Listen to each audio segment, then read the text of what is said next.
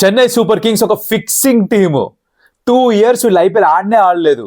2016, 2017లో team లేనే లేదు. ఎక్కడికి పోయారు? ఇదే ఆర్గ్యుమెంట్ ప్రతి ఒక్క వేరే ఫ్రాంచైజీ టీం వాడతారు when they arguing against CSK fan. అసలు కథ ఏంటి? ఎందుకు వీళ్ళని బ్యాన్ చేశారు? యాజ్ ఏ టీమ్ బ్యాన్ అయిందా? ప్లేయర్స్ ప్రాబ్లమా? ఫిక్సింగా? బెట్టింగా? ఏంటి అసలు మ్యాటర్? సిఎస్కే మాత్రమే కాదు, ఆర్ఆర్ కూడా బ్యాన్ అయింది కదా. మరి ఎవరు దాని గురించి ఎక్కువ మాట్లాడరే? మాట్లాడుకుందామా? Let's get started.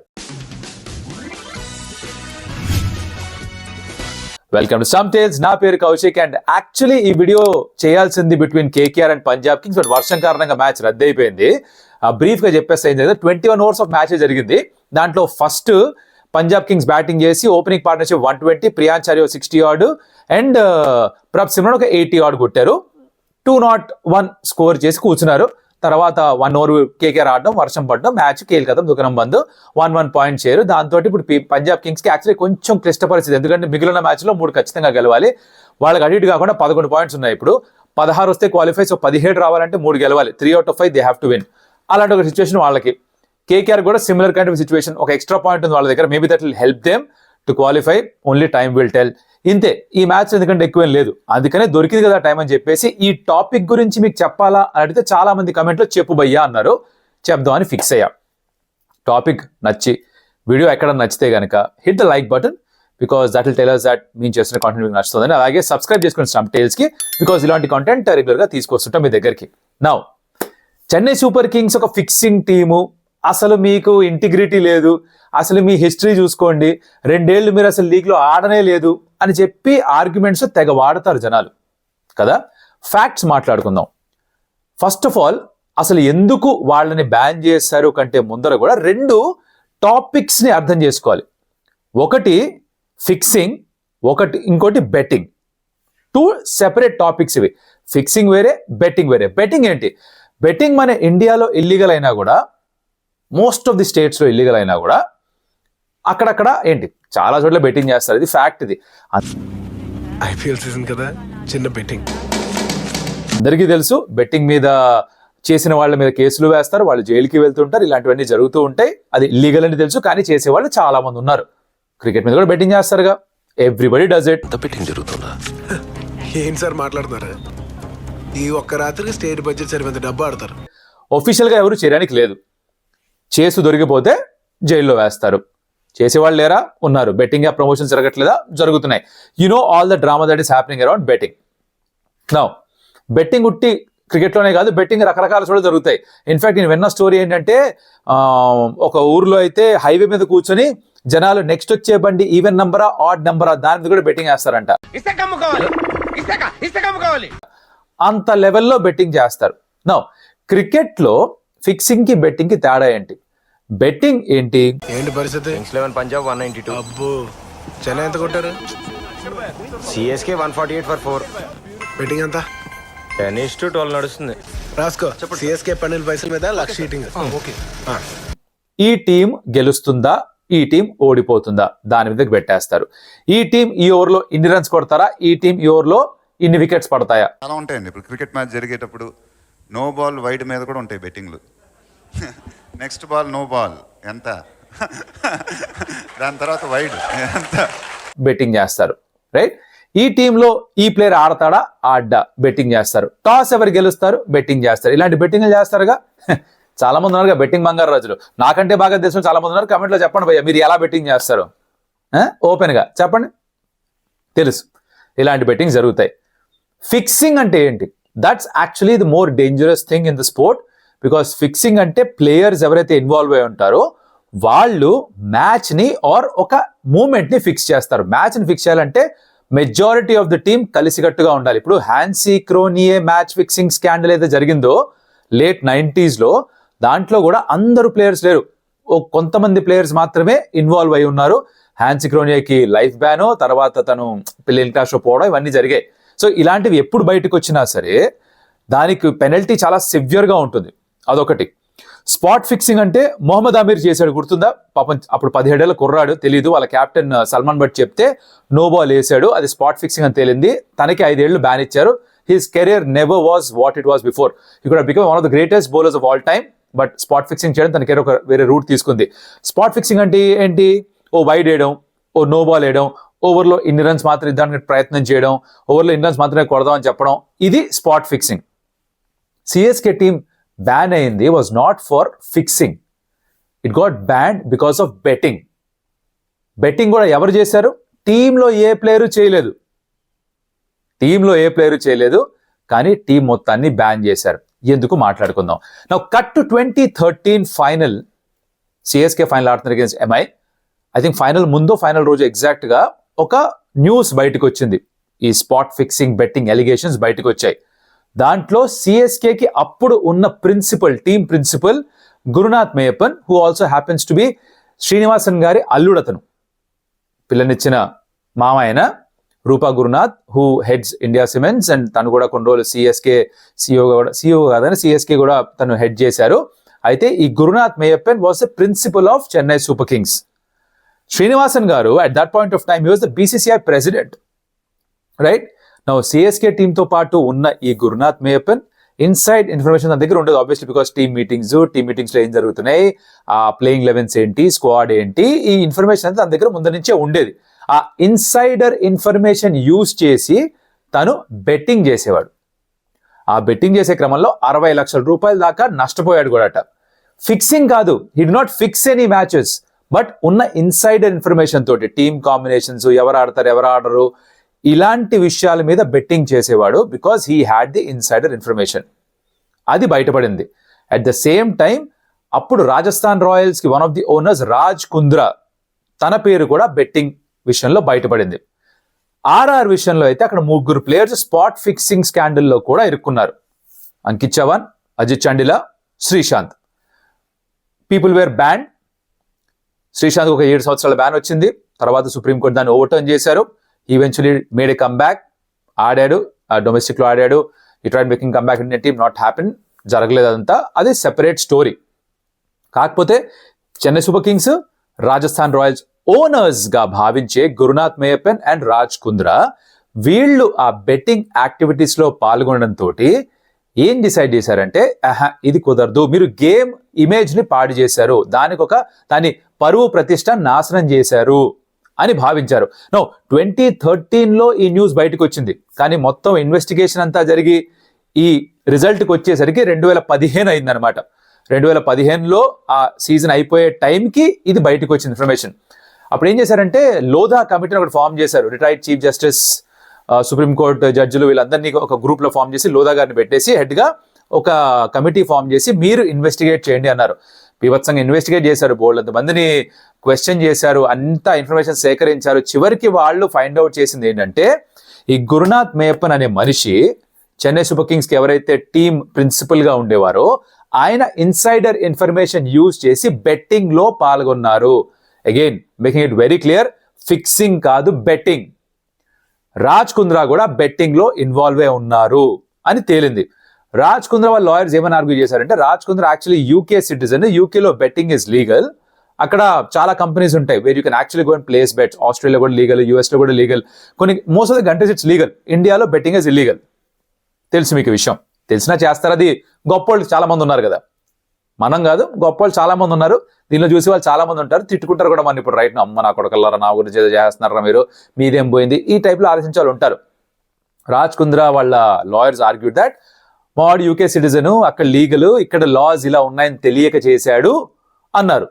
అప్పుడు కోర్ట్స్ ఏమన్నారంటే, అరే కుదరదు, అదంతా దొబ్బదమ్మా, నీకు లా తెలియకపోతే తప్పు నీది, లాది కాదు అని చెప్పేసి తనకి గురునాథ్ మేయప్పన్కి లైఫ్ లాంగ్ బ్యాన్స్ వేశారు. క్రికెట్తో మీకు ఎటువంటి సంబంధం ఉండకూడదు అని బ్యాన్ వేశారు. వాళ్ళిద్దరికి ఇండివిజువల్గా లైఫ్ లాంగ్ బ్యాన్స్ వేశారు. దాంతోపాటు because they were the owners are high పొజిషన్స్లో ఉన్నారు కాబట్టి రెస్పెక్టివ్ టీమ్ ఫ్రాంచైజీస్లో, అండ్ ఆ ఫ్రాంచైజీ వాళ్ళు వాళ్ళపైన ఎటువంటి యాక్షన్ తీసుకోలేదు కాబట్టి ఈ గేమ్ ఆఫ్ క్రికెట్ని డిస్రెప్యూట్లోకి తీసుకొచ్చారు. అంటే దాని పరువు ప్రతిష్ట కాస్త తగ్గించారు కాబట్టి ఆ టీమ్స్ కూడా 2 సంవత్సరాలు బ్యాన్ వేశారు. CSK was banned for 2016 and 2017. RR was also banned for 2016 2017. కానీ అందరూ కూడా CSK బ్యాన్ అయింది అని మాట్లాడతారు, కానీ RR బ్యాన్ అయిందని ఎవరు డిస్కషన్లోకి రారు. బికాజ్ యూజువల్లీ ఎవరితో ఆర్గ్యుమెంట్ ఉంటుంది, సిఎస్కేకి ఆర్సీబీ ఫ్యాన్స్ ఆర్గ్యుమెంట్ ఉంటుంది, సిఎస్కేకి ఎంఐ ఫ్యాన్స్ ఆర్గ్యుమెంట్ ఉంటుంది. సిఎస్కే ఎందుకు అంటే ఇద్దరు 5 టైటిల్స్ గెలుచున్నారు. ఆర్సీబీ ఎందుకంటే ఆ సదర్న్ డర్బీ ఆ గొడవ ఎప్పటి నుంచో ఉంది, ముందు నుంచి కూడా ఆర్సీబీకి సిఎస్కేకి వాళ్ళ ఫ్యాన్స్ గొడవ ఉంది. సో ఈ ఆర్గ్యుమెంట్స్ వచ్చినప్పుడల్లా కూడా సిఎస్కే ఫ్యాన్స్ వైపు ఇసిరేది ఏంటంటే అంటే 2 years మీరు బ్యాన్ అయ్యారా, ఫిక్సర్లరా మీరు అని ఇసిరేస్తారు, లూజ్ గల పారేస్తారు. ఆర్ఆర్ గురించి పెద్దగా మాట్లాడరు బికాస్ ఆ టీంతో ఎవరికి పెద్దగా గొడవలు లేవు, అందుకని అది పెద్ద డిస్కషన్లోకి రాదు. కానీ చాలామంది తెలియంది, చాలామంది అర్థం చేసుకోని మ్యాటర్ ఏంటంటే ఇక్కడ సిఎస్కే ప్లేయర్స్ ఎవరు ఇన్వాల్వ్డ్ కాదు. ఆర్ఆర్ సెటప్లో ఇన్వాల్వ్ అయిన 3 ప్లేయర్స్కి బ్యాన్స్ వచ్చాయి. దానిలో శ్రీశాంత్ బ్యాన్ని ఓవర్టర్న్ చేశారు. He went back to playing cricket. But మిగతా ఇద్దరు మళ్ళీ ఎప్పుడు కనిపించలేదు. ఈ గురునాథ్ మేయప్పన్ కూడా 2 సంవత్సరాలు was forced in to social media నుంచి కూడా ఐసోలేషను, ఇన్ఫాక్ట్ పబ్లిక్ లైఫ్ ఎక్కడ కనిపించలేదు. కానీ తర్వాత ఎప్పుడో 2017లో ఒక ట్వీటో మెసేజ్ చేశారు టోర్నమెంట్లో, పాస్ట్ ఇస్ పాస్ట్ అని. దాని తర్వాత కూడా మళ్ళీ ఎక్కడ కనిపించరు. దాంతో ఒక ఇన్స్టాగ్రామ్ ప్రొఫైల్ ఉంటుంది, ప్రైవేట్ ప్రొఫైల్ అది. బట్ తను ఎక్కడున్నాడో ఏంటి అన్నది ఇన్ఫర్మేషన్ పెద్దగా ఎక్కడ మీకు ఆన్లైన్ దొరకదు. బిఫోర్ షూటింగ్ వీడియో నిన్ను ట్రై చేసే వెతకడానికి, నాకైతే ఇన్ఫర్మేషన్ ఎక్కడ దొరకలేదు. మీకు దొరికితే లింక్స్ కింద పెట్టండి, చదువుదాం ఆయన ఎక్కడ ఉన్నారో ఏమైనా తెలుస్తుందేమో. అలా 2 సంవత్సరాలు ఆ టీమ్స్ బ్యాన్ అయినప్పుడు ఆ ప్లేయర్స్ తప్పేమీ లేదు కాబట్టి ఆ players went back in to option. 2 కొత్త టీమ్స్ వచ్చాయి, rising Pune super giants and Gujarat lions. And ఆ 2 సంవత్సరాల పాటు ఆ టీమ్స్ ఐపీఎల్లో పార్టిసిపేట్ చేశాయి. ఈ ప్లేయర్స్ అలా స్ప్రెడ్ అయ్యారు ఆ టీమ్స్కి. Like for example Suresh Raina Gujarat లయన్స్కి వెళ్ళాడు, రైజింగ్ పుణె సూపర్ జైంట్స్లో ధోని ఉండిపోయాడు. అలా కొంతమంది జడేజా ఎక్కడికి వెళ్ళాడు, ఐ థింక్ గుజరాత్ లయన్స్కి వెళ్ళినట్టుగా ఉన్నాడు. If not I don't remember exactly, but ఇలాంటివో జరిగాయి. ఇది boss story. So next time ఎవరన్నా సరే ఎప్పుడన్నా సరే సిఎస్కే ఫ్యాన్స్ని మీరు ఫిక్సర్స్ రా అనే ముందు ఇది గుర్తుపెట్టుకోండి. టీం ఫిక్సింగ్ చేయలేదు, ప్లేయర్స్ ఫిక్సింగ్ చేయలేదు, గురునాథ్ మేయప్పన్ అనే వ్యక్తి బెట్టింగ్లో ఇన్వాల్వ్ అయి ఉన్నారు. Okay, and CSK fans next time మీరు ఆర్గ్యూ చేయాలంటే ఈ ఇన్ఫర్మేషన్ మీకు పనికొచ్చింది అనుకుంటే వాడుకోండి, వాళ్ళకి చెప్పండి, ఎక్స్ప్లెయిన్ చేయండి. Let them know, uncle. Let them know. చెప్పని ఉండు అంకల్, వాట్ ఇస్ రాంగ్? వాళ్ళు అసలే కొట్టుకు చేస్తారు లోపల వాళ్ళే ఓడిపోతున్నాం అని, మళ్ళీ మనం ఎందుకు ఇది భయ్యా జరిగింది. అంతేగాని మీరు అనుకున్నట్టుగా ఏదో టీం ఎవరు ఫిక్స్ చేసేలేదు. బికాస్ ప్లేయర్స్ ఫిక్స్ చేస్తుంటే ఎలా అయితే ఆర్ఆర్ టీంలో 3 ప్లేయర్స్కి బ్యాన్స్ వేశారో అలాగే ఈ ప్లేయర్స్ కూడా బ్యాన్స్ వేసేవాళ్ళు. నో ఇమాజిన్ దిస్, ఆ గురునాథ్ మేయప్పన్ గారి మామగారు BCCI president at that point of time, N Srinivasan. ఆయన ఇండియా సిమెంట్స్ ఓనర్. ఆయన ఏం చిన్న మనిషి కాదు, చాలా పెద్ద మనిషి, చాలా పలుకుడున్న మనిషి. ఆయన కూడా దీనిలో ఇన్వాల్వ్ కాలేదు. విచ్ టెల్స్ యూ దాట్ ఇప్పుడు ఏవైతే వార్తలు వస్తాయో ఎంఐ టీమ్ ఎంపైర్స్ని కొనేశారు, ఎంఐ టీమ్ లీగ్స్ని ఫిక్స్ చేశారు, ఎంఐ టీమ్ ప్లేయర్స్ని కొనేశారు అని సొల్లు ఏదైతే మాట్లాడుతున్నారు జనాలు, pardon me my language, but అలాంటి అలిగేషన్స్ చేయడం చాలా ఈజీ. ఎందుకంటే యాక్చువల్లీ అది చేస్తే ఆ టీంని బ్యాన్ చేస్తారు, ఆ ఓనర్స్ని బ్యాన్ చేస్తారు, ఆ ప్లేయర్స్ ఇన్వాల్వ్ ఉన్న వాళ్ళని బ్యాన్ చేస్తారు. ఇంత రిస్క్ ఎవరు తీసుకోరు. బికాజ్ ఎందుకంటే ఆ ఇన్సిడెంట్ అయిన తర్వాత యాంటీ కరప్షన్ యూనిట్ అని అది ఇంకొంచెం స్ట్రాంగ్ చేసి వాళ్ళకి ఇంకా పవర్స్ ఇచ్చి దాని తర్వాత బోల్డ్ అండ్ రిఫార్మ్స్ కూడా వచ్చాయి. ఇప్పుడు మీరు గమనిస్తే కనుక ప్లేయర్స్ ఎవరు వాళ్ళ ఫోన్స్ మ్యాచ్ జరుగుతున్నప్పుడు వాళ్ళ దగ్గర ఉండవు. టీం బస్లో దిగంగానే ఒక సంచిలోకి వేసేస్తారు ఫోన్స్ అన్ని. మ్యాచ్ అయిపోయిన తర్వాత టీం మేనేజర్ మళ్ళీ వాళ్ళకి ఫోన్స్ ఇస్తారు. సో డ్యూరింగ్ ద మ్యాచ్ ఎవరితోనూ మాడడానికి లేదు. ఆ ముందర మార్గం చేసుకోవచ్చుగా. ఒకవేళ బుకీ అంటే ఎవరైతే మ్యాచ్ ఫిక్స్ చేసే వాళ్ళు ట్రై చేస్తారు కదా, ఆర్ బెట్టింగ్ చేసే వాళ్ళు ఉంటారు కదా, ఆ బుకీస్ ఎవరన్నా ప్లేయర్ని అప్రోచ్ అయినా, ఫిక్స్ చేద్దామని చెప్పినా, బెట్టింగ్ చేద్దాం ఇన్ఫర్మేషన్ కావాలని చెప్పి అప్రోచ్ చేసిన ప్లేయర్స్ గనక ఈ యాంటీ కరప్షన్ యూనిట్కి రిపోర్ట్ చేయకపోతే ఇలా బుకీస్ నన్ను అప్రోచ్ చేశారు అని వాళ్ళకి అప్పుడు కూడా పనిష్మెంట్, అప్పుడు కూడా బ్యాన్ ఉంటుంది. ఏ ప్లేయరు కూడా ఈ మధ్యకాలంలో ఆ ఛాన్స్ తీసుకోవట్లేదు. బెట్టింగ్ ఇప్పటికీ జరుగుతుంది, క్రికెట్లోనే కాదు మిగతా చాలా విషయాల్లో బెట్టింగ్ జరుగుతుంది. అదో పెద్ద మాఫియా. దాని మీద నాన్ వెస్టింగ్ గారు కూడా పెద్ద గొడవ చేస్తున్నారుగా, పెద్ద యుద్ధమే చేస్తున్నారుగా. ఇలా చాలా మంది దాన్ని అరికట్టడానికి ట్రై చేస్తున్నారు. సజ్జనార్ గారు ఆయన అరికట్టడానికి ట్రై చేస్తున్నారు. కానీ అది చాలా పాతుకుపోయిన ఒక ప్రాబ్లం. దాన్ని గవర్నమెంట్ లెవెల్లో, సెంట్రల్ లెవెల్లోనే దాని మీద యాక్షన్ తీసుకుంటే బహుశా దాన్ని వీడౌట్ చేయొచ్చేమో. ఎప్పుడొకప్పుడు ఎవరొకరు పూనుకుంటారు కంప్లీట్గా తీసేయడానికి. ఎలా అయితే కొన్ని యాప్స్ని తీసేశారో ఇండియా నుంచి, అలాగే బెట్టింగ్ యాప్స్ని కూడా తీసి పారేస్తే మొత్తం సెట్ అయిపోతుంది. ఇట్స్ యాప్ సోర్స్లో కట్ చేసేయాలి. అది కట్ చేయొచ్చు. పూనుకుంటే గవర్నమెంట్కి ఎంతసేపు పని, ఓ రోజులో చేసేస్తారేమో మహా అంటే. సింపుల్గా ఇన్ఫర్మేషన్ టెక్నాలజీ మినిస్టర్ ఒక ఆర్డర్ పాస్ చేయడం, మొత్తం యాప్లన్నీ ఎగిరిపోతాయి, అవి ఇంకా యాక్సెసిబుల్ కాదు అనేస్తారు. మటాష్ మంగళగిరి అవుతుంది. At some point it will happen. ఆ టిప్పింగ్ పాయింట్ ఇంకా రాలేదంతే. బట్ ఇదమ్మా మేజర్ కహానీ.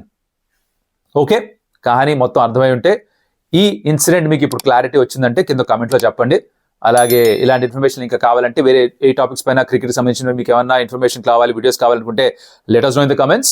Now ఈ టాపిక్ అయిపోయింది, పక్కన పెట్టేసి నెక్స్ట్ ఉన్న డబుల్ హెడర్ గురించి మాట్లాడుకుందాం. ఒక మ్యాచ్ లోనేమో MI LSG మధ్యాహ్నం, ఇంకో మ్యాచ్ లో ఏమో DC RCB సాయంత్రం.